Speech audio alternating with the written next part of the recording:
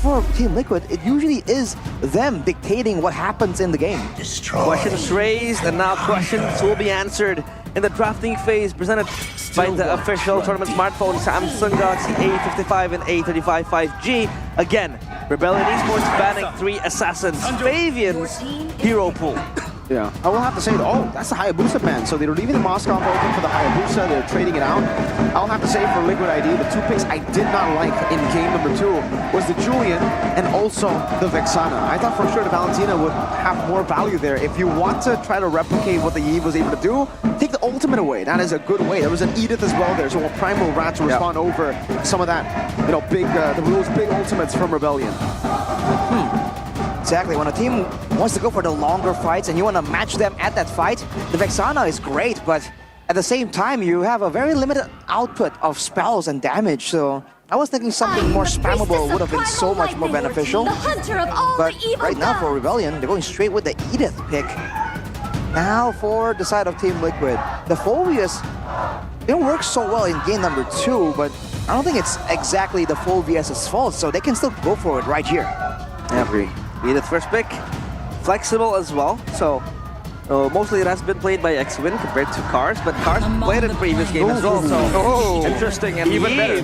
Snatched away alongside the high loss for Team Liquid ID. Interesting. Hylas first over the Phobius, and they go for the Eve. So, is this a challenge to Rebellion? Bring out your Phobius. Let's see how you do Phobius. For Team Liquid, now with the slows and the boost in movement speed coming in from the Hylas, Team Liquid, they can play the movement game a lot more decisively compared to Rebellion. So I think crowd control is in order. Yeah, they need dive too. It's not just about the crowd control, right? They need a way to go and get the Eve because, again, main winning condition for Rebellion was the fact that Eve was free hitting the entire time in these fights. They are going to respond over with a Mathilda and an Alpha, so I guess when we're talking about dive, that does, you know, give Rebellion some ways to dive in. Alpha and the Mathilda circling Eagle. Yeah, thought it was going to be the Mathilda Phobius. Phobius still left open. Again, you know, just exploiting that insane combo with the Mathilda and the Phobius we have seen with GeekFam and Bigatron Alpha. Now, Team Liquid ID, might they bring the Phobius towards themselves? Phobius, if they do pick that up, now the flex is gone. I thought they would go for something more in the jungle. Like the Roger fits in right there. When it comes to the flex, this is the way to go. So many possibilities that Rebellion have to kind of consider now. As a result, though, they will not have the Phobius available, but they can ban it right here if they really feel like it's that big of an issue. Yeah, Moskov taken out again. Same bans in second phase, but this time it's Moskov in the second phase. Excuse me, compared to the first phase. Either gonna be Natan taken out by Rebellion Esports. Will they let go of the Harith though? The Harith right here, I feel like with the way the team have been kind of progressing, it looks difficult for the Harith to really go in as decisively. I know it was meta a couple weeks back, it's pick or ban, but now with teams kind of figuring out the team fight situation, a lot more safer, more flexible heroes are really getting picked over it at this point in time, I feel like. Yeah. Okay, Team Liquid ID, still with their last ban available towards them. They want to try to tone down the marksman options again for MATT. Again, he was target banned, but mostly he's still able to survive. The Lunox taken out. Is this going to be a counter ban towards a possible Harith pickup? Yeah, could be it. Or anyway, it would kind of force Rebellion to at least consider the possibility. There we go. Yeah, but they go and ban out the Harith. With that though, what's the plan B for Team Liquid if the Harith does get banned out there, right? They used a ban to kind of bait, to try to get that Lunox out of the way, so what is there now that it's no longer available? They can go carry, they can go Ruby Gold later on, they can also play the Roger in the gold lane. I think they don't really need to care that much about the gold lane just yet, right? The idea was, all right, we get Harith here, we can go for the Lunox ban, but they ended up banning Harith, so they have so many more options, and they decided to go for Ruby. So still keeping the flex alive, by the way, with the Ruby pick. We don't know where the Roger's going, we don't know where the Ruby's going, we don't know where the Hylos is going. It can all go anywhere right now. That's So super flex for the side of Team Liquid. Novaria. And for Rebellion, Novaria. This is the second time that we've seen Novaria in Season 14. I mean, Zuelo is well known for his Novaria. He's a pretty renowned Novaria player. Yep. Well, kind of boy. But now Team Liquid ID.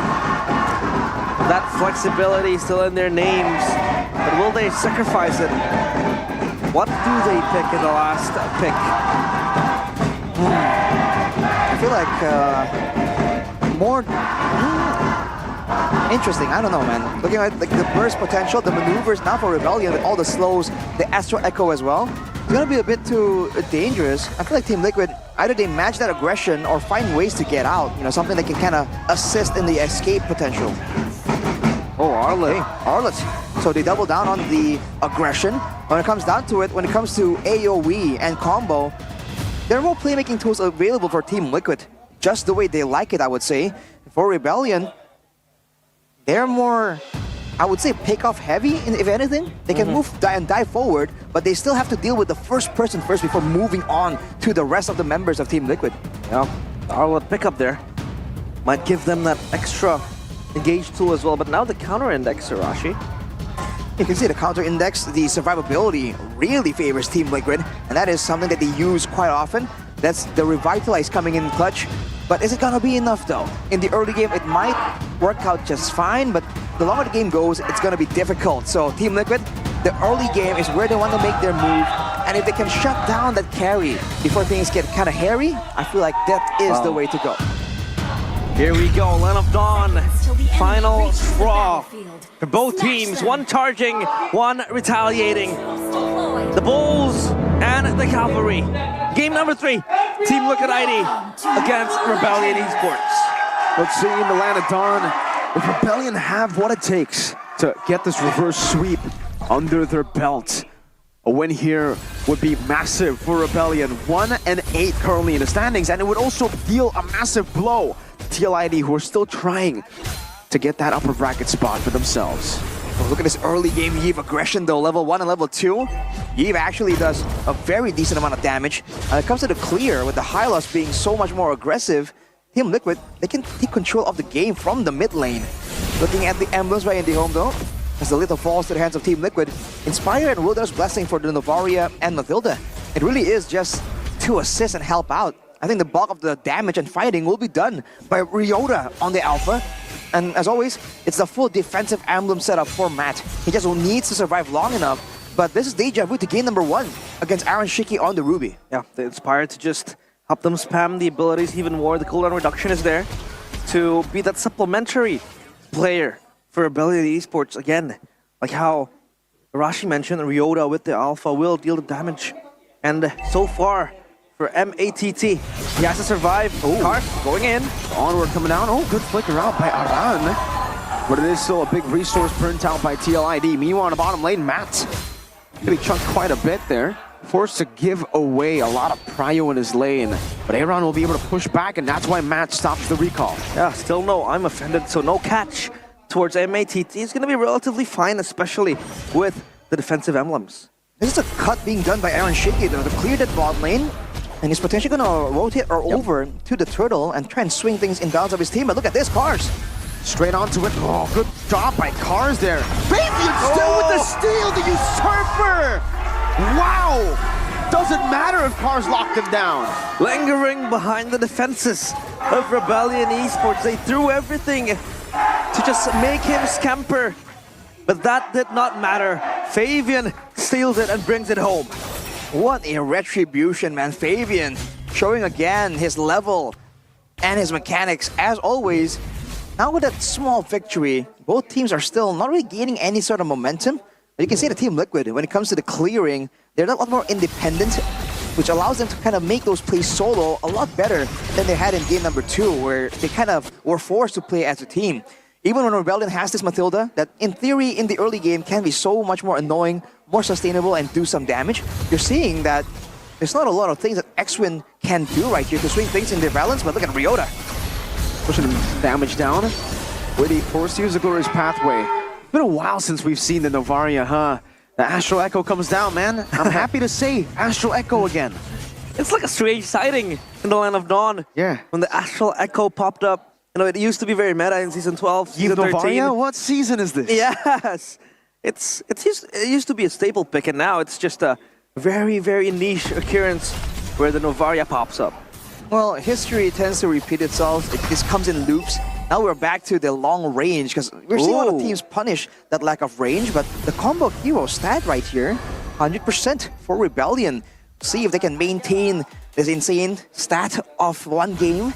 But with 20 seconds to go here, Team Liquid once again, the setup advantage, the high-less survivability advantage. The Novaria can be as pesky as the Eve, but when it comes to the pure damage output and the spammability, the Novaria have to wait a bit longer to really match the danger of the Eve. Yeah, Turtle set up now, preparing themselves to get this objective. Fabian closing in on his teammates, and Cars behind the bush might look for a play. As Team Liquid ID, they have Prio on this Turtle. Ooh. But I'm looking to just push Witty. Zones out Cars. It's a great move front and back by Witty to bait out the Earth Shatter. Look at Cars taking a lot of damage. Of course, Suelo isn't taking it any easy as well, but Astral Echo. 5 members connected over. Spear of Alpha coming down with a real world manipulation, but it's Fabian again who wins out the victory battle. Goes into Lycan Pounds. Matt with a Purify, but you cannot purify damage.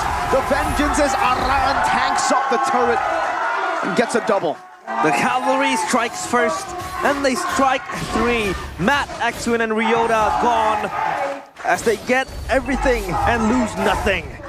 They have the Sword Retribution. They have secured the more dangerous mid laner in the early game, and they went for it, man. With the Roger, with the glorious pathway, Team Liquid, that was a very dangerous chase, and Rebellion are powerless to do anything against it. Even with the slows coming in from Sway low, it just would not matter, man. And a run on the Arlet, you're seeing a different style here, the good old aggressive Aran.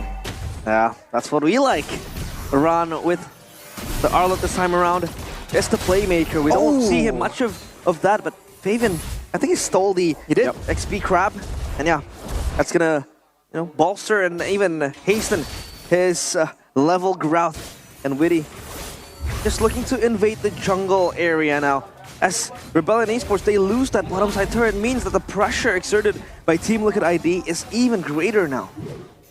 Seeing them just struggle to really go for a normal farming rotation, Witty, knowing that the early game is so simple for him, right? He's just too tanky to be taken out, so he's just walking up and being an absolute nuisance. And even if he doesn't really get a steal or a kill or a pick-off, it still allows his team to get information, and that kind of allows them to rotate around in the right moments.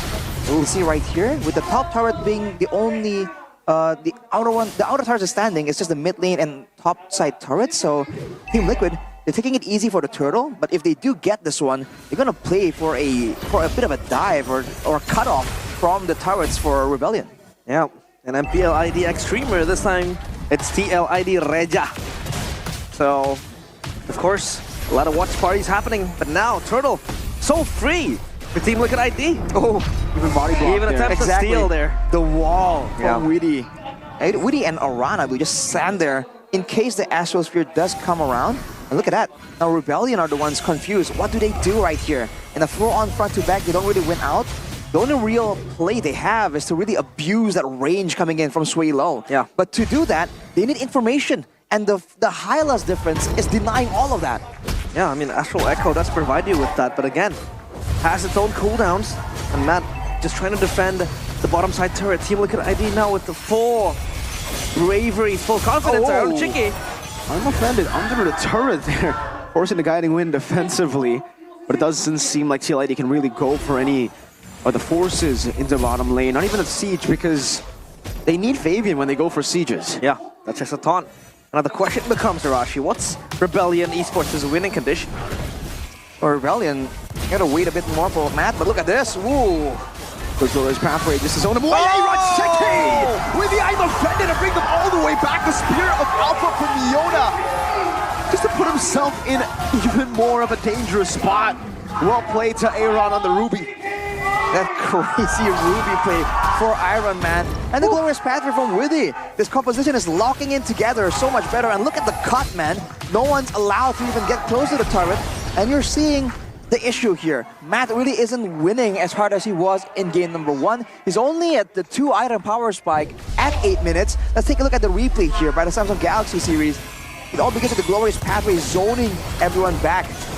And unfortunately for them, they kind of underestimated the aggressiveness of Iron. And you can see with Weedy popping the Revitalize, Matt was full on hitting him, free hitting him, and he wasn't able to take him down. This is Team Liquid getting the full benefit of the high loss tankiness. So good. Aaron Shiki. It's the first time we see him playing the Ruby in this series, and it seems like he's experienced. He plays this pretty well. And now the Lord, that's of Team Liquid ID, Rebellion Esports.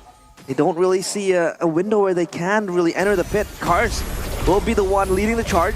But yeah, it's gonna be free for Fabian to take. It's just the Hylas, man, the Witty. They were shooting out spells, doing damage, and everything is just tanked up by Witty. Until they find a way to discourage Witty, to punish him for just standing there, they're just gonna lose out. They can't even tell if the Lord is up or if it's even low. With a 7k gold advantage, with the Novaria we were highlighting earlier, really failing to allow Rebellion any kind of space, any kind of information, and any difference in the fight even with the AoE slow. You're seeing Team Liquid make a play with the Lord, setting up for a 3-wave push potentially, and they do have that need for the siege situation, man. There's another wave coming down too, so they're going to be able to take the Holy Defense. With the first wave here, that is 2 Holy Defenses popped in. Now a bottom lane Holy Defense should be popped as well with the Lord. Great Dragon Spear ready for Fabian. The Glorious Pathway coming down again. Run! Find the final slash into the Eye of Offended and into the real world manipulation as Fabian just claws his way into these skirmishes. That's a double already for Fabian. Matt cannot look for any more damage. Fabian with the Lycan Power. Fabian Getting a triple with the Endless Battle. That true damage is doing work. It might be a Maniac. Is that another? I'm offended. A 7 going to be denied away from Flame of Fame. He can only just be happy with a Maniac, but I'm glad that he got it. 2-1, Liquid ID. Ah, so close yet so far for the Savage to happen. But the win is what matters the most. And the Cavalry, they ram down the Bulls. Horns raging no more. Team Liquid ID, they get the 2-1 victory. And they solidify themselves even further up top in the standings. Team Liquid used Rebellion's own weapons against them, and the Bulls were completely bewildered. Olay, they says, and the Bull does not land the horns. Team Liquid, way too maneuverable, way too decisive, and they're showing why. There are levels to this game. There's a reason why they are potentially threatening the upper bracket slots. Let's go Liquid. You can hear it here in the stands. Aaron Shiki flexing his